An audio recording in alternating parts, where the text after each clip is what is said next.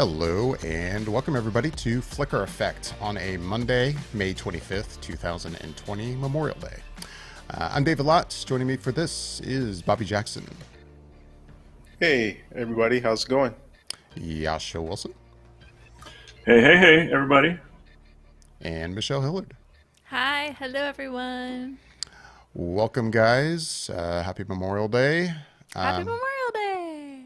Yeah, lots to get I to. Lots of always get stuff to weird about that.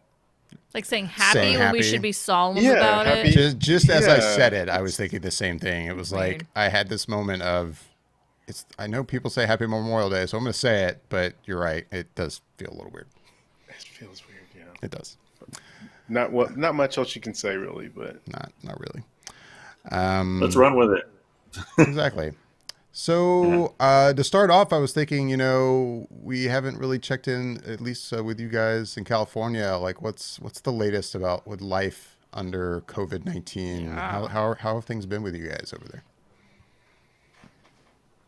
Bobby? go ahead, Yash.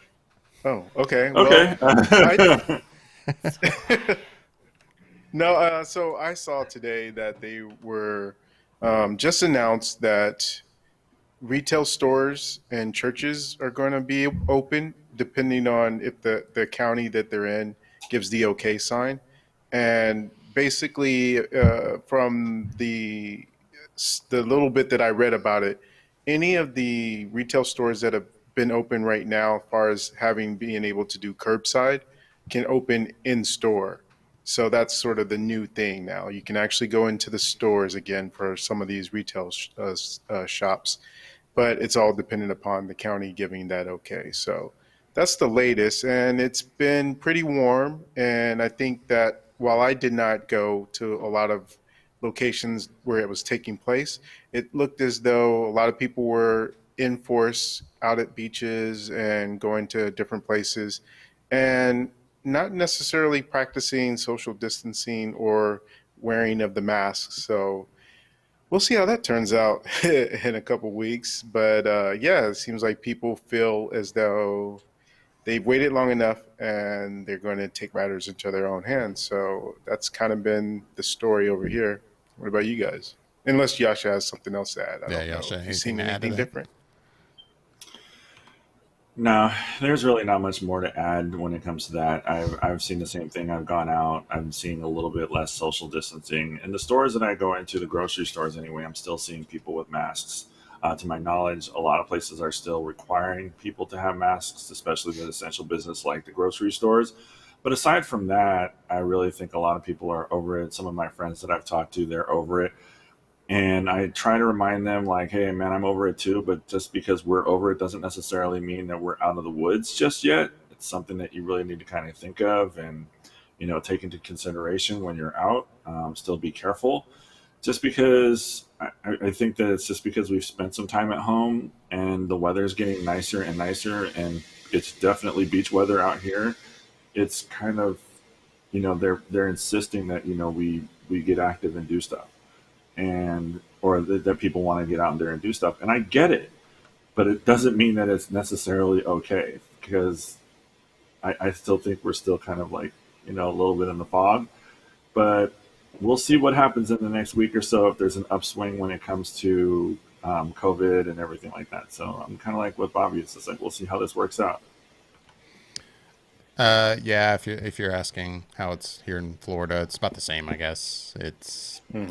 I mean, there's definitely a lot more things I think have opened up here as compared to, for you guys out in California. But when it comes to just, encountering people out in public, how they're being, you can tell everyone is just, they're over it.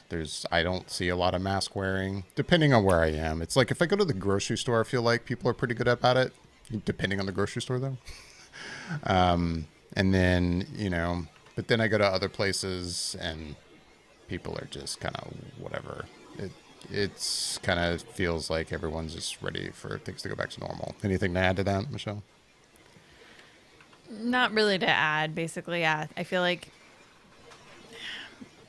people are wearing masks when they go to the grocery store or when they go into certain department stores, but then I feel like if they're just out and about walking around, or they're just jumping into a quick restaurant or something, you can see just nobody's wearing them. And I don't know, it almost makes me want to kind of hunker down harder now in a way. Like, maybe I shouldn't be going out at all for a little while. Maybe now I should get into Instacarting my groceries at this point and not going out at all. Because now I feel like, if anything, now I think my anxiety has actually gone up because more people are going out and so many people are already not caring. Like, I can see people, they're not wiping things down. They're definitely not doing hand sanitizer as much as they were. They're not wearing their masks as much as they were. Like, it's already like, yeah, everything's fine. I think it's just, for people, it's just kind of, I don't know, out of sight, out of mind in a way. They're like, oh, we're back out? Okay, we're fine. Everything's great. I'm like, this wasn't just a light switch. It's not just a fart in the wind here. Or, like, this is still going on. And so yeah, it's weird. All right. Well, I just wanted to check in with you guys, see how it's going. We kind of, we were obviously talking a lot about it when this was all getting started, and we've kind of just gotten into the swing of things. So I was curious to hear if anything was new or changed for you guys out there. I know depending, state to state, things can be quite different. With that, why don't we get into some stuff we've watched this week? Yeah, stuff. What have you guys been watching? I don't know who wants to kind of get things started. Yasha, what have you watched that's new? Well, I've watched Lovebirds, started Hunters, because basically Bobby started it this afternoon as well, and I wanted to kind of like try and keep up with the Joneses, if you would. And then I also watched Justice League of War on Apokolips. To put mildly, Lovebirds was okay. Like, it had its moments. Oh, and I also watched Uncut Gems, kind of diving on that a little bit. Actually, I want to review that first. So that was fantastic. That was absolutely insane as to how different a character Adam Sandler really was, and he just nailed it. It was a little slow at some parts, but for the most part, it really kept my interest, and it was just a sad sack story, and I was really, really into it towards the end. Like, the last 40 minutes, 45 minutes to an hour of the movie, what really grabbed you, and you really wanted this guy to get a win. It was interesting. It was dark. It was really just all over the place, but I really enjoyed it. Like, it was a damn good movie. And so that's the first review. I can go into the rest of them if you want me to do that. What about I know both you and Bobby, both of you guys have watched Lovebirds. How was that? The chemistry that the two main actors had, in my opinion, Kamal and I don't remember the woman's name. Issa Rae. That was Issa Rae. That's it. That was fantastic. The story overall was a little cheesy, and it was a little stupid, per se, to say the least. I mean, it was okay. It did make me laugh. Like, I did enjoy it for the most part. But the real hero of the film was watching those two bounce off of each other, because the chemistry was absolute fire between them. Like, they really played off each other well. I'd be really interested knowing, Kamal's comedic background, if he did a lot of improv on it, and hers as well, if she had done a lot of improv. Because I thought their banter back and forth, it just worked. Like, it really was seamless. It was done very, very well. And the storyline, like I said, it was a little cheesy. It was a little over the top, but it was enjoyable for the most part, and it did get some laughs. So I did enjoy that. Bobby? Yeah, Lovebirds was one of the first movies that I remember them saying that was going not into the theaters, even though it was scheduled to come out fairly right around the time everything hit. I think it was supposed to come out in March. And then Netflix ended up purchasing it to show on their streaming service. And I remember thinking, oh, cool, because I saw the previews for it, and the previews looked like it would be a decent kind of rom-com, basically, that you don't see too much anymore. And I like both of the leads, and Kamal and Issa Rae. And so I was like, I'll give this a shot, and now that it's on Netflix. And I think Yasha might have liked it a little bit more than I did, because I didn't really care for it that much. And like you said, the story was pretty wild, off base, and just kind of altogether silly and corny in a way that, sometimes some comedies can get away with that, maybe depending on how strong the comedy itself is, to keep you distracted from how bad the story is. But I think that in this case, I didn't get too much from the comedy aspect as well. So it just kind of failed for me on all fronts. I will agree that they do have some pretty good chemistry. It's just that it wasn't strong enough to override a lot of the weaknesses of the movie, which for me, there was quite a bit. I think I had laughed maybe twice in the movie. And they're telling a lot of jokes. So that means that their hit and miss average was pretty high for me in terms of misses. So yeah, I wouldn't necessarily say I could recommend it to anyone unless you just really like these leads and want to see what they're doing in this particular movie. But yeah, it was pretty much a big miss for me.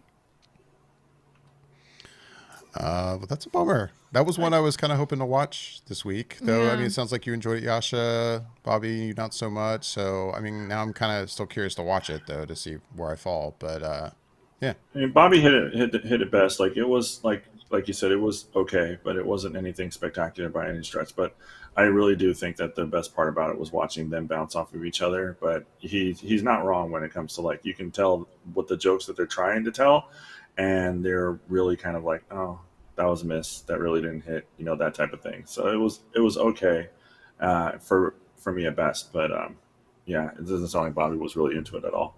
right.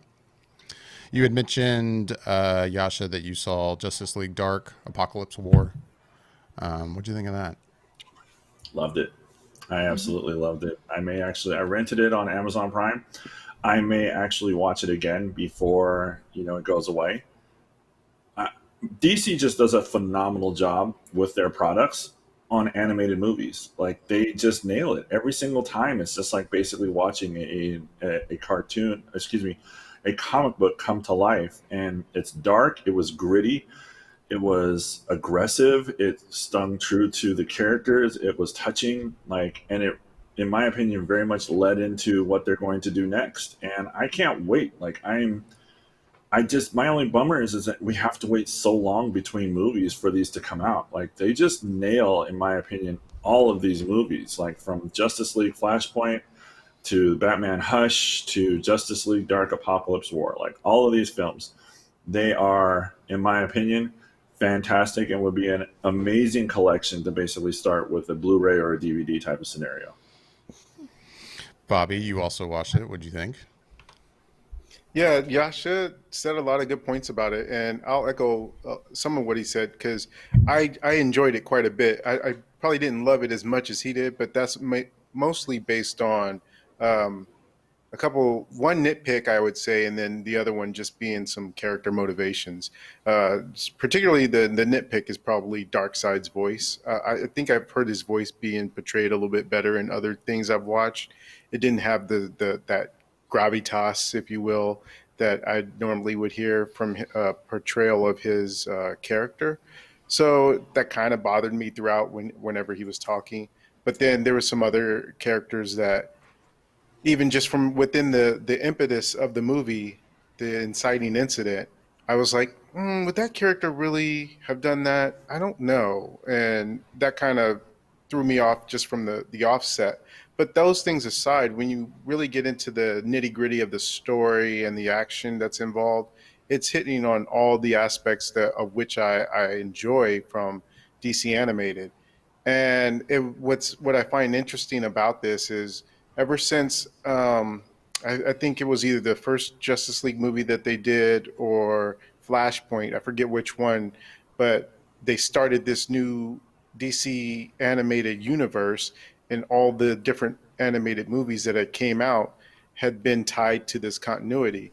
And this was the last one within that continuity that they've been doing. So I don't know what comes next after this, if they're going to just start doing solo movies again, like they were doing prior to this, or if they're going to build to a new continuity universe.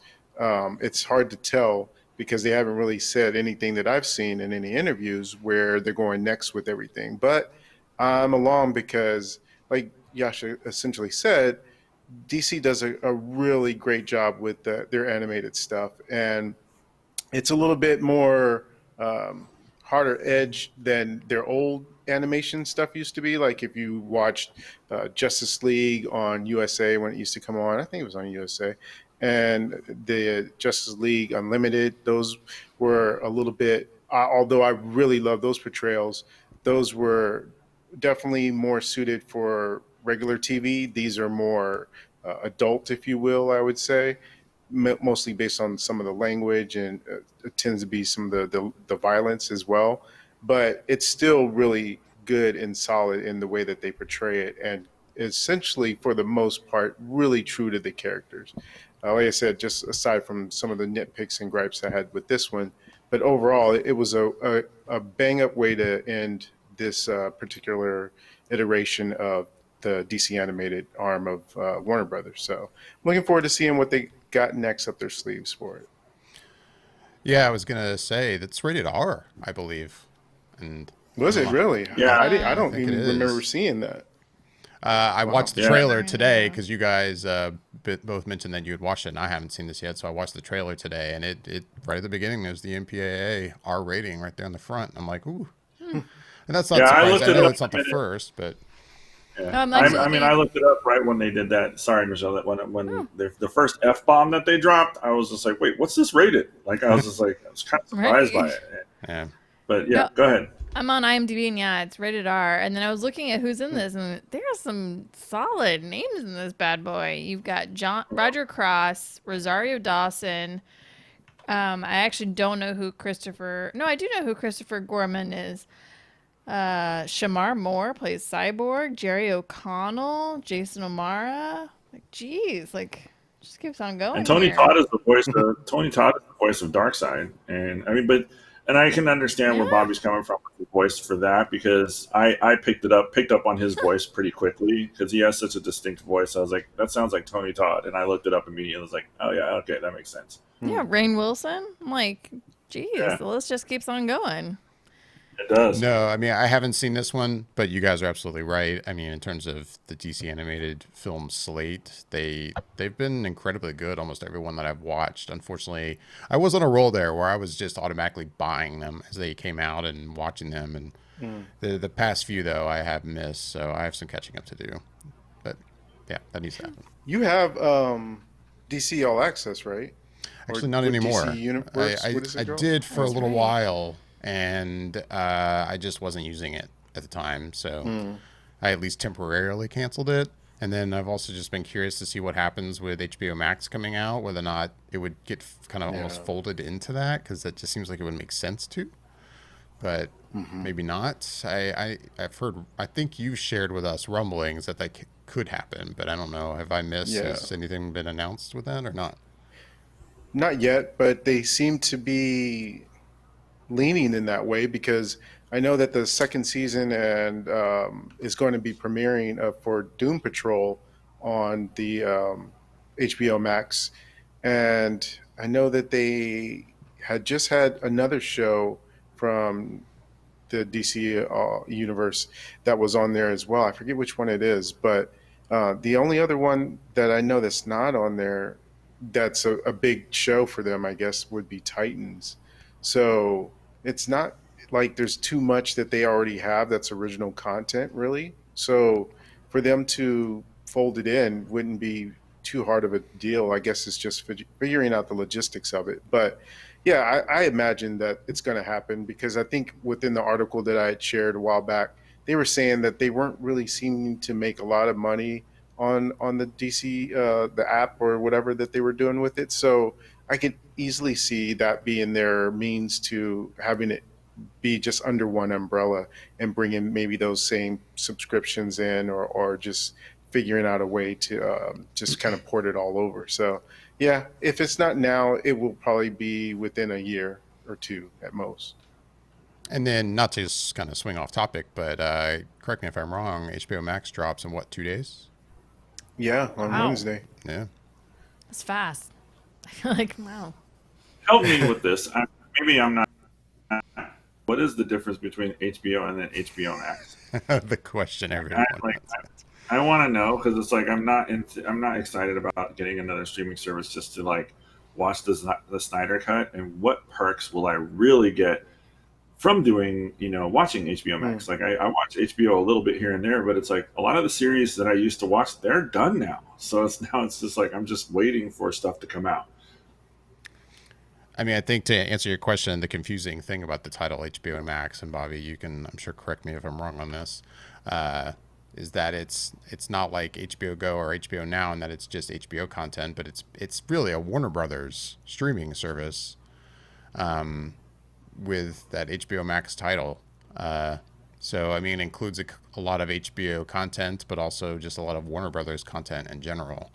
I think that's really the big difference. Bobby, you have anything to add to that? I mean, that's my quick interpretation of what's happening.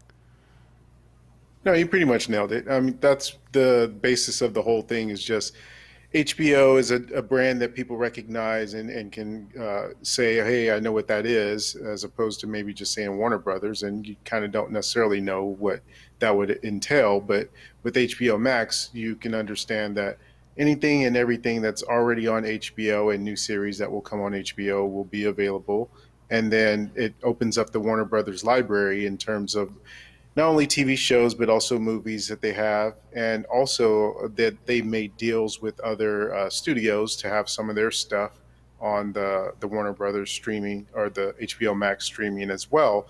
Um, the main big thing that I remember at the time when it happened was that they were going to get Friends, and it always had been on Netflix for the longest time. But since Warner Brothers was I guess, the producers for that show, they essentially folded it into their HBO Max. So that was a big enticing thing for a lot of people who had always comfortably went to Netflix to watch it. So maybe that's going to be something where people will say, "Hey, I've always had Friends at my disposal to be able to just hit play and watch any episode I want at any given time. Now it's on this HBO Max, so maybe I'll jump into that." And so they also have original programming. I think one of the first things that they have coming out is a show with I can't think of her name right now off the top of my Anna head, but Kendrick. she's yes, thank you, Michelle. She has a show coming out that's an original show for HBO Max, and there's some other stuff coming down the line that they mentioned. One of the things I remember them talking about when they said some of the stuff that they have coming later on was a Green Lantern core show that's obvious that they said is live action. So nothing further was detailed about it other than that's one of their bigger shows that they have coming out in the upcoming, I guess, maybe year or two. And any of the movies that they have at their disposal, like The Matrix and stuff like that. So they've sent out different articles, or they haven't sent them out, but there's been different articles that detail exactly what you'll have on day one for the service and what movies there are, what new TV shows there'll be, what existing TV shows there'll be, and stuff like that. So it's a matter of if you feel like there's something on there that's worth it at your time at the time that it comes out in a couple days. If you feel like, hey, this is something that I haven't been able to get anywhere, and I'd like to have that, so let me go ahead and do it. And if you already have HBO of some sort, like HBO Now, HBO Go, it automatically gets essentially transformed into HBO Max. You don't have to do anything Okay. else. So it's just Okay. you already have it. Okay, so that's cool. So that's good to know. So I already have HBO through my Hulu service, so I wouldn't have to go on and try to download a whole nother or start a whole nother bill with HBO Max Right. in that retrospect, right? Okay. And then, Okay. yeah, I know, for instance, Bobby, you've been watching West Wing on Netflix. I think that's moving over to HBO Max when it opens. I don't think it'll be Yeah. on Netflix anymore. I didn't know if it was when it opens, but I definitely knew that it was going over there. Right. Yeah, same thing. I guess I'm not certain that it's when it opens, but I think I thought back when it was announced that that was the case. Who knows if that's changed? Well, Yasha, anything else you watched that you wanted to touch on, or was that all? I have started Hunters. It is a solid lead-in, pretty dark, but I'm enjoying it so far. And I rewatched Romeo Must Die this past weekend, which I found ridiculous, but still enjoyed it nonetheless. Uh, Bobby, what about you? What have you been watching? Yeah, I also started Hunters this week, today actually. And for those who don't know, it's an Amazon Prime show, and the premise is that there's it takes place in 1977, and Al Pacino's in it, and Logan Lerman. Those are the two bigger names. Dylan Baker, and the idea is that Nazis are still around and permeating the U.S. culture and government, as well as just other factions within the country. And there are these people that are part of this, I guess, maybe like a coalition of hunters that are seeking these undercover Nazi agent type people out and exacting revenge for all the different things that Nazis have done over the, last 80, 90 years, whatever. So essentially, basically, there's this story where Logan Lerman is getting his first uh, indoctrined take onto the whole thing because of something that happens in his family, and it brings him into the fold, and he's led into this society or this group.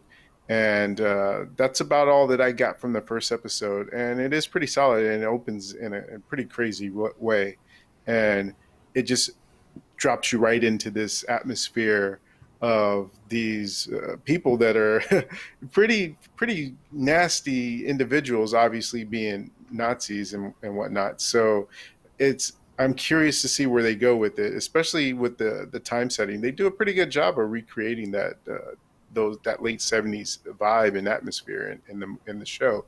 So I'm really into seeing where they go with the whole aspect of it, and how wide it goes, and how far it stretches. And Al Pacino is solid as he normally would be in it. He has like his Jewish accent in it, but everything about it so far feels pretty authentic, and it's done in a really, I think, creative way that looks like it's going to be something that you get more and more into it. And I remember Jordan Peele is attached to it as, I think, an executive producer, and I thought somebody else was. I can't remember who else, but yeah, so far I'm into it. What else? I know, Bobby, you've been watching some other stuff. Was it Upload on Amazon? New series? I did, yeah. So reason why I watch so much Amazon series stuff is because I signed up for the 30-day free trial, and so I'm trying to squeeze in as many of the shows and series that I had heard about that were pretty good, so that before the 30 days lapses, I can at least kind of squeeze in as many as I can. And one of these other ones was Upload, which it's kind of like if you take an episode of Black Mirror and kind of made it into a series.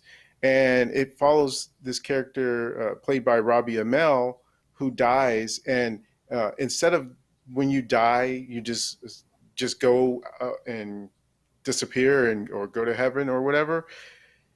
In this show, you get uploaded into a virtual heaven of, well, it's kind of your choosing, but it's everything is done in a way where capitalism still rules, because if you have enough money, you can get unlimited data into this you've been uploaded to, and it allows you to live into a nice area, and picking something very beautiful and serene, and having your choice of different activities to do. But everything costs. So if you want to, essentially, like, let's say if you wanted to have um, a nice breakfast or something, then you get upgraded and you have to pay some extra coins or something. It's almost like an in-app purchase, being in this virtual heaven. And if you don't have that much money, then you go, like, let's say you can only afford 2 gigs of afterlife, then you're on this essentially crappy one room, like 4 white walls, and anything you practically do is going to decrease your gigs. down to zero. And if you go down to zero, you're just frozen until the next month, and then you get your new gigs back to 2 gigs, and then you have activity. So you want to have like that unlimited stuff.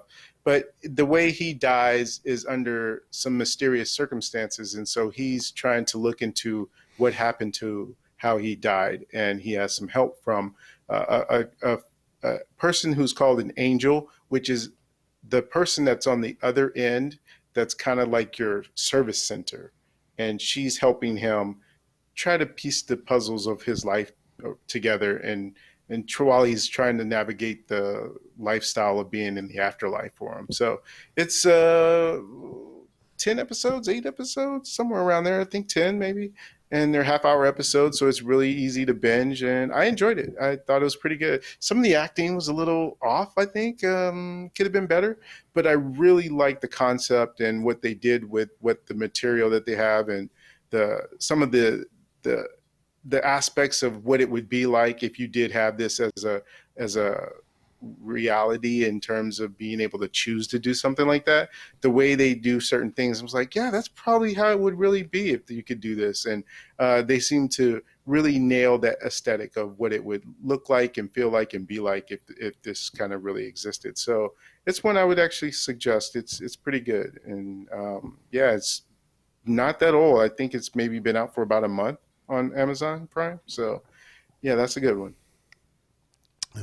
Anything else you've been watching?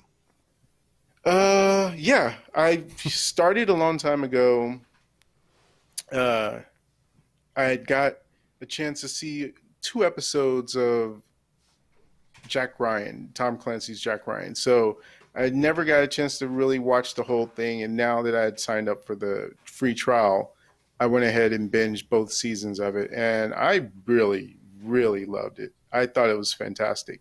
Um, John Krasinski is great as Jack Ryan, and just the feel of that espionage and spy stuff genre.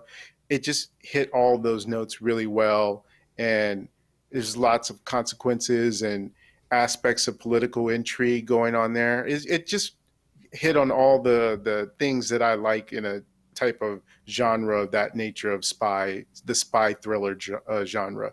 And I can't suggest that one highly enough. That one I really, really dug a lot. That was one. I mean, I think I mentioned this on here before. I've watched the pilot, and I mean, you're raving about it. Yasha, you've been watching it, right? You really like that show, don't you? No.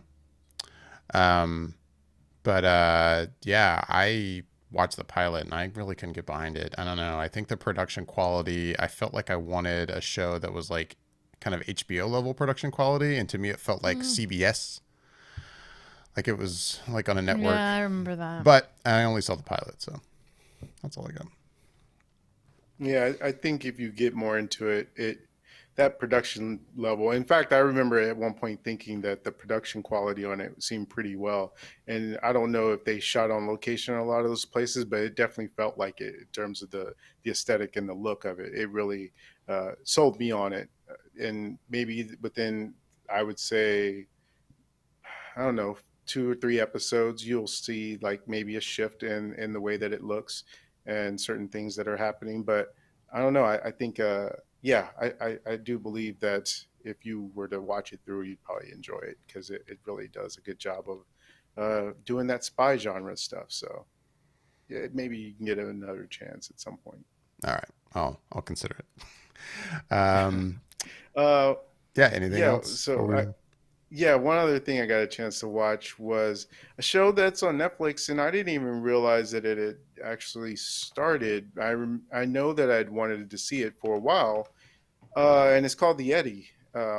It's a Damien Chazelle show for Netflix, where it stars Andre Holland. And I find it so funny that Andre Holland is the lead of this series, because if anyone remembers their Oscar history, there was that year when La La Land was almost the winner of the best picture of the year, but it actually was Moonlight, and there was a mistake made, and Andre Holland is in Moonlight. So I just thought it was a nice little kind of connection there that the movie that won and that one of the co-stars of that movie is in the lead in the Damien Chazelle show.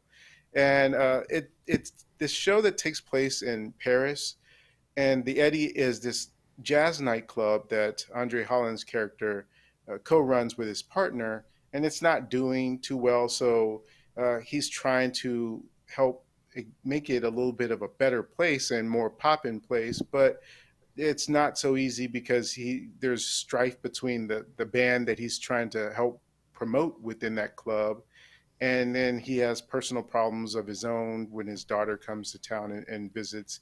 And so it's kind of just showing this guy's life as it is and as it exists. But the big part of this show, I think, at least within the first episode that I saw, is the music itself plays a pretty good part in the show, the jazz, and you get to see a lot of it. And from the standpoint of the musicians kind of playing the songs and kind of a little bit of what goes into the creativity aspect of it. But more than anything, it feels like you're just going to explore his life. And there's an incident that happens within the first episode that has a through line, it looks like, throughout this first season. And the episodes are about an hour. I think this first episode was about an hour and 10 minutes long or something around that nature. And I think most of them are about that long. So the way it's filmed, it looks more something like it's something more like what I would expect from Steven Soderbergh more so than Damien Chazelle. It has this look and feel to it that has a ground level on the streets kind of vibe and feel to the way it's shot. It seems like the camera follows the action, so it's more not necessarily shaky cam, but it's not just on a fixed stand or tripod where it's just shooting these very clean and shots that look pleasing. It's more has that underground feel to it, and maybe that's by the nature of the aspect of what they're going for with the vibe of the jazz and this club that's kind of low key, but trying to get it to be more of something bigger than it is. But so far I'm into it. It's like I said, I've only seen the first episode, but I will absolutely keep watching it. I'm enjoying it. What was that called again? The Eddy. Eddy. The Eddy. DDDY. Cool. All right.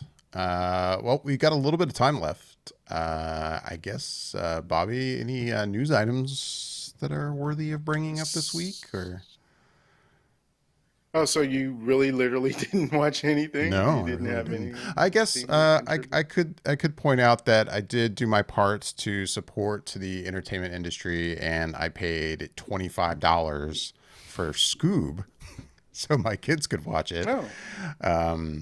Yeah, that was the one. I think we talked about it on here once before. That it's one of the films that skipped a theatrical release. It went straight to video, and this one though was available. It wasn't like Trolls World Tour, where Trolls was you had to rent it for $20 and that was it. And I think that's still the case with that film. But Scoob, when it dropped, you could rent it for $20 or you could buy it for $25. And since I have kids, it was like, well, they're going to want to watch this more than once. They're probably going to want to watch this a few times. So sure, I'll pay the $25 to buy this movie. Yes, I watched it with them. No, it's not very good in my opinion. And I watched Scooby-Doo when I was a kid. I mean, I'm not like a diehard Scooby-Doo fan. I don't have there's not like a soft spot in my heart for it, but I remember I had fond memories of that show, and this movie though didn't really do it for me. It seemed like there was some promise at the beginning. I mean, I think you see it in the trailer.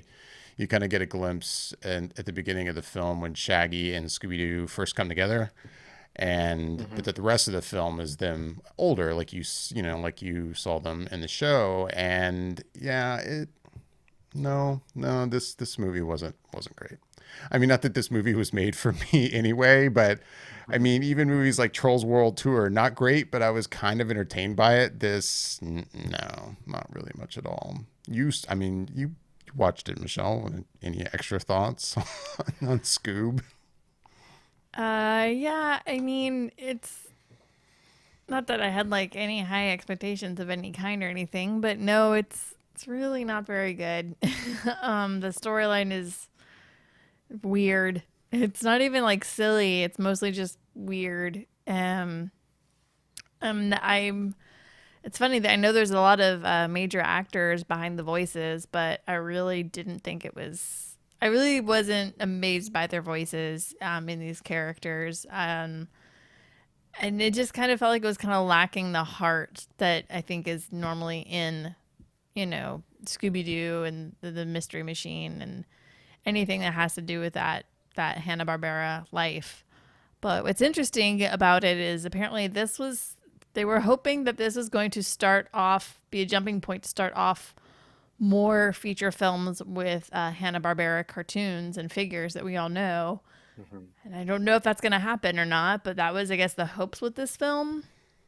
And you can see that that's what they're trying to do because they bring in some older characters that I'm pretty sure most kids nowadays would have no idea who they are, like the caveman and Captain Caveman. yeah, Captain Caveman. The I can't even think anymore now. The villain and the other heroes, like there are other people that are from other Hanna Barbera franchise shows, like what is it? Was it Wacky Races? I think is most of the characters. Anyways, and so yeah, no, it was not good. No. And I'd be hard pressed to watch anything that or that they put out with more Hanna Barbera cartoon, characters that we know. No. Was the? What did the kids think?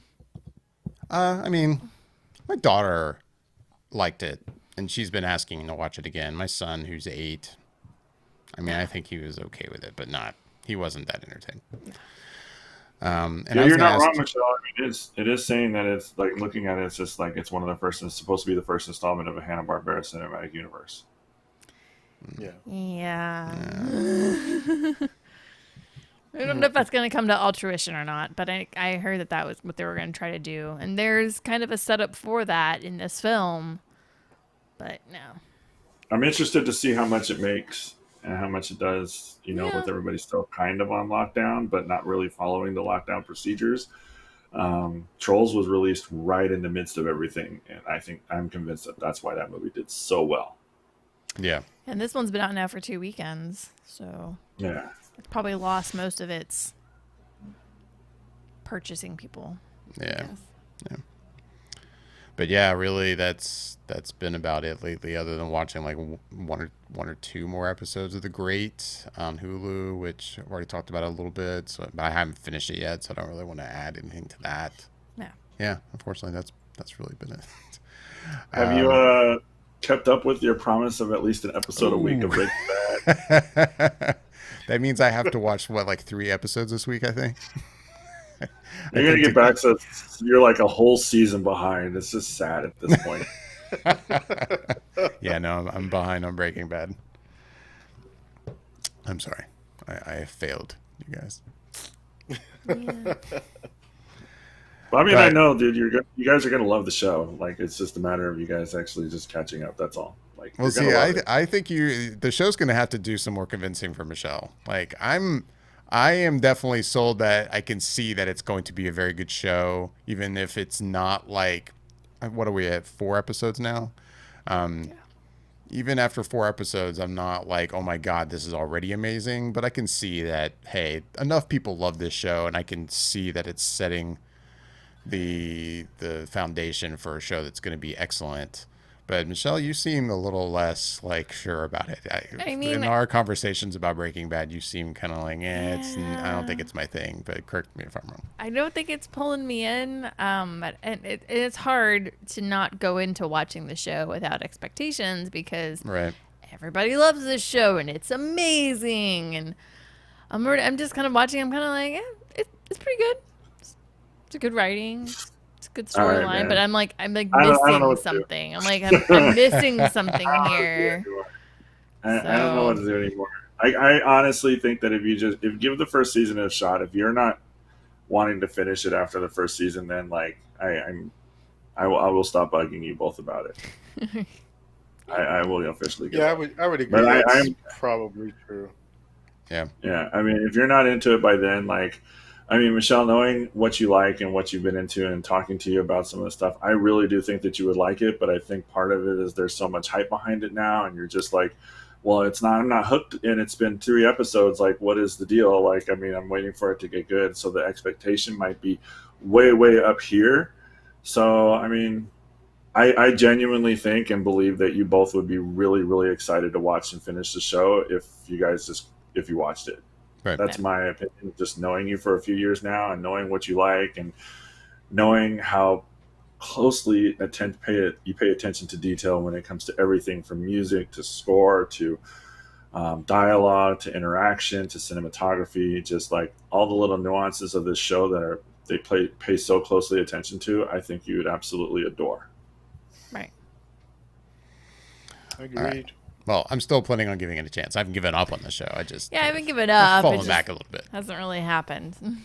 There's Because- been a lot of gaming There's been honestly a lot of gaming. and TikTok. There's Oh been my some- god! Oh my god! Oh my god! Like, I was like, what was that other app that I was supposed to be watching? Quibi? Yeah, no, I'm watching TikTok. Oh yeah. Speaking of that, like I haven't caught up on anything on that in a while. Like, how long do I have till they're going to start charging me? I think It's June, right? it was 90 days. So It's gonna be a soon. Only been it only started back Yeah. in Hasn't been that April long. maybe. Yeah, it's been like We're at the at end of most a May. month. Yeah, I mean you still got like 2 months to go probably. Yeah. I'd like to Yeah. see what their numbers are if people are maintaining their app on that service and Yeah. if they've started paying and stuff like that, because they had a huge influx, but at the same Right. time, like, it's not about the initial hit; it's about the maintaining the hit. Right. Yep. And yeah, I haven't even really been hearing anybody talk about it. Like No. it hasn't been in conversation on almost anything I have seen almost at all. So that doesn't bode well. Yeah, I feel like I haven't No. seen like Twitter rumblings about it. No. I haven't even seen people talking about it on TikTok. I haven't seen it anywhere. Like, and then at the water cooler at work, it's definitely not come up at all. Like, it's not in the mainframe right now. And I had started watching one other show on there, which I was entertained by. It had it's got Anna Kendrick in it and Donald Logue. I'm of course not thinking of the name right now. But he has I know what you're talking about with the sex doll. He has a sex doll that, she ends That up looked having really like good. conversations with. It was entertaining. I was thoroughly enjoying it. I haven't caught up with it, but I was liking it. Yeah, I actually wish that I could watch it because it looks really funny. Mhm. Like, it looks really entertaining, but I'm not going to download Quibi just to watch that show. Dummy. It's called just- Dummy. Yeah. Oh. Yep, that's what we've been watching this week. We've got a couple minutes left. Is there any news items, Bobby, you wanted to bring up real quick before it's time to go? So did any of you guys watch the Tenet trailer? Of course. Yes. Yes. Yes. Thoughts. Yes. Thoughts. I actually almost held off. There was a part of me that was like, do I want to watch this? I was unsure. Like, it's coming up pretty soon. So we think. Well, yeah. Yeah. So we have last heard it's coming up pretty soon. Yeah. But It's not coming out this year. There's no fucking chance. There's I no don't- fucking chance. I don't know, man. The way people are acting now, like everything's just back to normal. I'm starting to feel like things are just gonna say screw it and start opening up, unless indeed everything does. I hate to say turn to shit, and we have another spike. But anyway, yeah, I ended up watching it, and let's just say I've seen it like 2 or 3 times now. I can't wait to see Tenet. It looks incredibly good. It's a good trailer too. I think it's a solid trailer that looks good. It's different from the first teaser we had seen, but at the same time, I didn't finish it thinking, oh man, I shouldn't have watched that. I don't think it gave away too much. Knowing Christopher Nolan, I think I'm going to see it in theaters, hopefully, and thoroughly enjoy it and not feel like things were spoiled. I thought it looked great. How about you guys?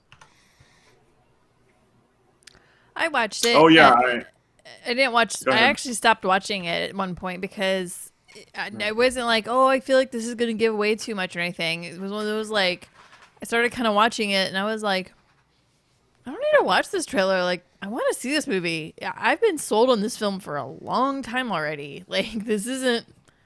I'm good, and so I actually kind of I stopped watching it, and so I haven't watched the whole trailer because I don't know. I was just like, yep, I'm good. I don't need to be sold on this film, and I kind of, in a weird way, it's like I kind of just want to go and watch this movie and just enjoy all of it completely. And yeah, I don't know. I guess it's just because I really like Christopher Nolan's films, and I'm just like, yep, I trust. I'm cool. It's cool. I just want to go and enjoy it, and I'm positive it's gonna look beautiful. I'm sure the script is amazing and the storyline. So yeah, I'm good.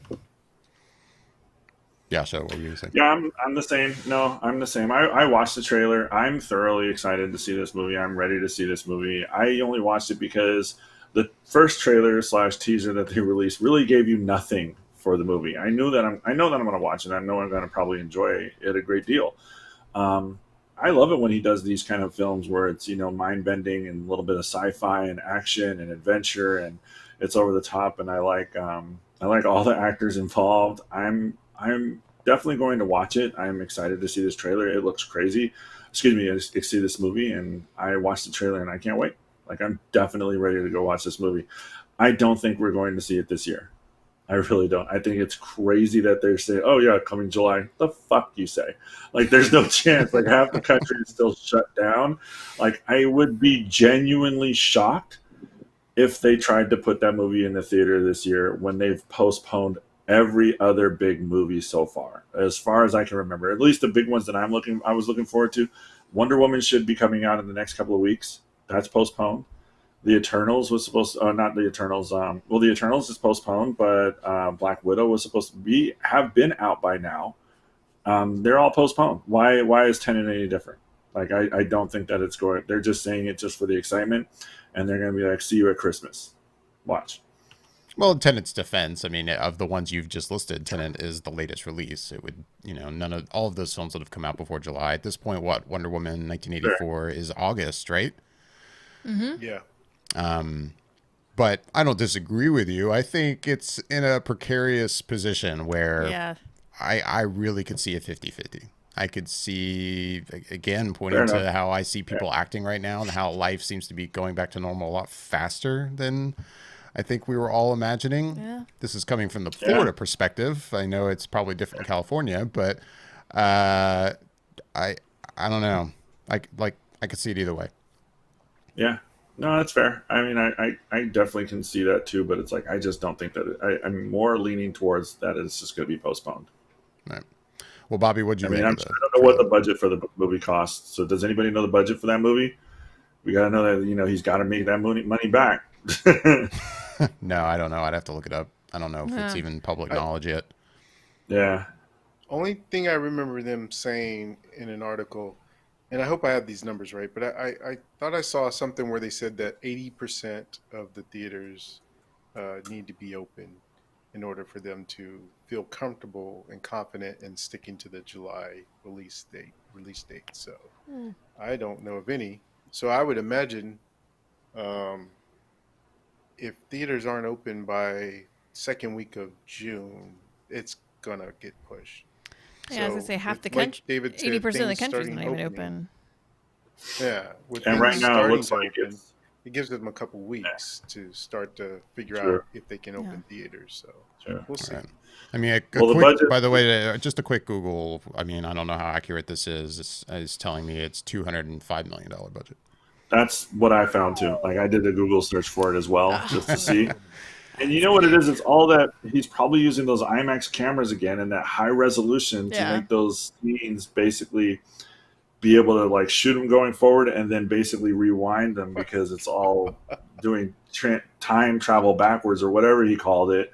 So it's just it legitimately is just like all the special effects. Like he doesn't cut corners when it comes to the special effects. He's like, what do we do? Like we could either have a special effects which would be just $1 million, or we can actually have the person scale the outside of the building with an IMAX camera strapped to their back and then do the shot that way. Yeah. And that's gonna cost how much? $25 million? How many minutes? 3 minutes of footage? Let's do it. You know? So Yeah. That's crazy. That's like a superhero film budget. Yeah. Yeah. I'm Yeah. shocked by That's that. a big one. Wow. He hasn't done a movie with that big of a budget in a while. Yeah. That's a big one. Yeah, I don't even know if his Batman movies were that high That's what I was in just gonna budget. say. Like, I don't even know if the That's Dark Knight series amazing. got like that. Jeez. But yeah, Bobby, what do you And- think of trailer? Oh, I don't know. I didn't watch it, so. Oh, you didn't watch it. really, I guess I shouldn't be shocked by that. No, you shouldn't be shocked. Well, because for me, and I think I maybe mentioned it at some point, if not on one of the shows, then maybe during our text stream, is that this is my most anticipated movie of the year. And I already seen the first trailer, and like Michelle said, I already know that I'm going to see it. So I don't want to see one other stitch of information from the film because I know, like you said, David, that it didn't really give anything away, but it's all new footage. Well, I won't say it's all new footage, but they added more footage from the first one that we saw. And I don't want to see any more new footage until I see everything in context when I'm watching the movie. So that's why I decided not to watch it. Exactly.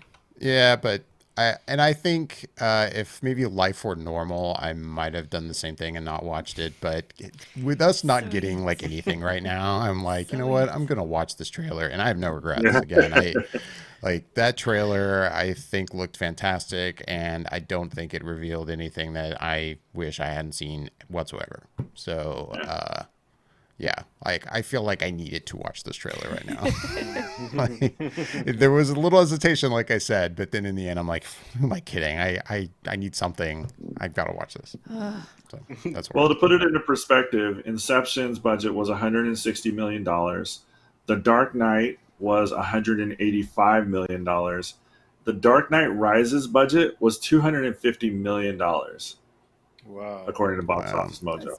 Been a while So since he's Warner done a big Brothers one. Warner Brothers really gives him whatever he wants when it comes to making films. They're like, he's like, yeah, whatever, here you go, because he makes all of that back in the theater, like Yeah. domestically, like Right. domestically twice of what he did. I mean, The Dark Knight's a special case because it's The Dark Knight, and that was the resolution of a story. But Inception was $160 million. Domestically, he made $292 million, and internationally, he made $537 million. So that's $829 million that they made worldwide for that theatrical release. Like, that's huge.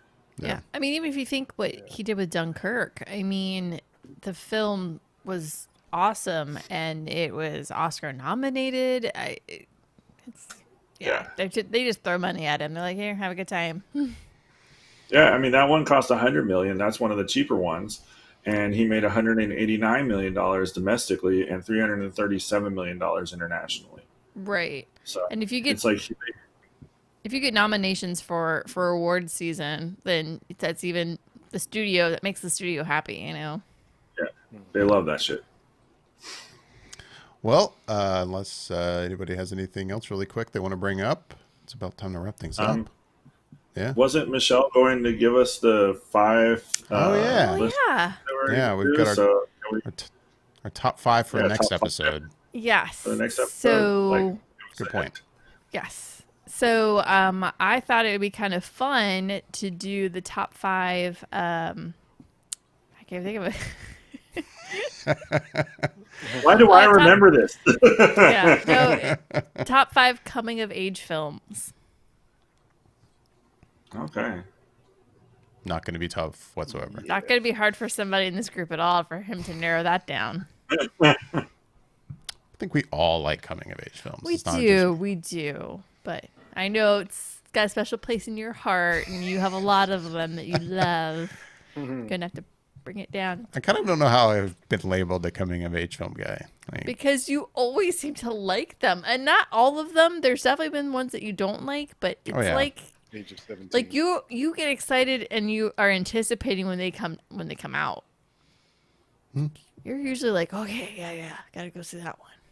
Yeah, okay. I'll give you that. All right. Well, with that, it's about time to wrap things up and get out of here. As always, we would love to hear back from everyone watching and listening. You can comment right here on YouTube. Make sure you subscribe and like this post. That'll help us get more viewers and grow the show. You can always reach out to us on Instagram or Twitter. We're at Flickr_effect. And flickereffect.com. Make sure to check out our website right over there. I'm David Lott. I'm Bobby Jackson. I'm Yasha Wilson. Not Michelle Hillard. Thanks for watching.